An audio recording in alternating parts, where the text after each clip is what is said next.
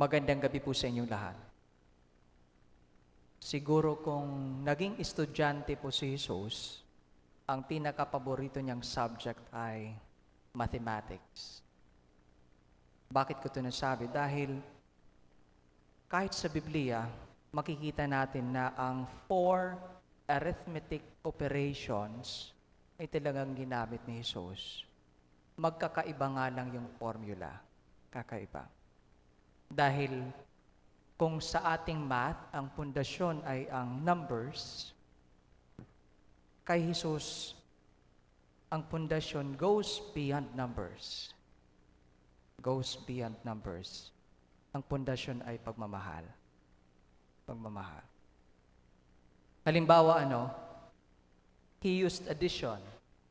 Kakaiba yung math niya. 1 plus 1, 1 pa rin ang result.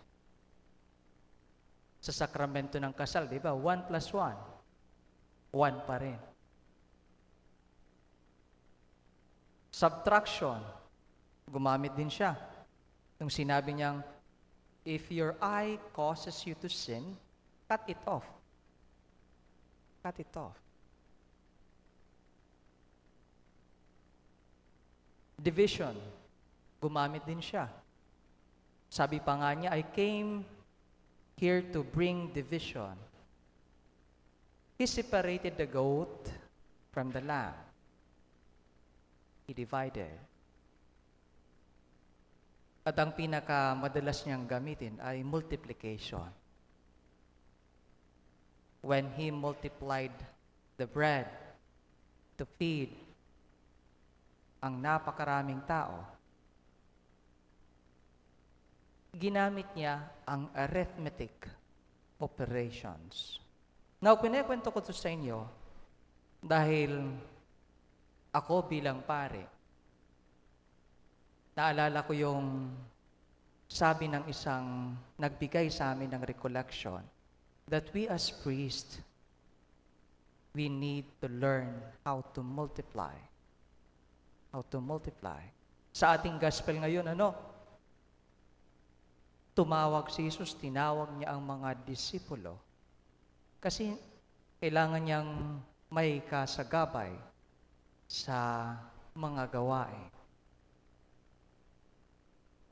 Di ko maintindihan yon nung una yung ibang kaparian pag sinasabi nilang kulang ng pare until I was assigned sa isang parokya na ako lang na mayroong 8 barangay chapel.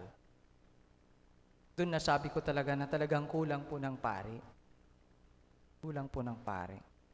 And so it is very helpful to us in our ministry na mayroong kaming mga katekista, mayroong mga volunteers, mayroong mga lay ministers, di ba? Lay ministers na tumutulong. But always in God's name. In Jesus' name. And I believe today, ang tawag po sa atin ni Jesus is never to forget to multiply always. When you go home, yung mensahe ng Diyos, it can multiply. It can multiply. At ang imbitasyon po sa atin is to always work together. Napakalaking challenge po sa isang parokya ang mapanatiling buo ang isang parokya kasi magkakaibang ugali. Di ba? Magkakaibang ugali. Nung nasa seminary kami, magkakaiba. Hindi lang ugali, pati background. Kasi may Vietnamese, may Chinese, iba yung kultura, mayroong Bisaya na matigas mag-Ingles, mayroong mga Tagalog, mayroong pang Samarenyo, magkakaiba. Pero we always see to it na when it comes to doing God's mission, isa lang po kami, isang buong komunidad. Yun din po ang paalala sa atin na bilang isang dambana, we should work together as one for the sake of God's kingdom.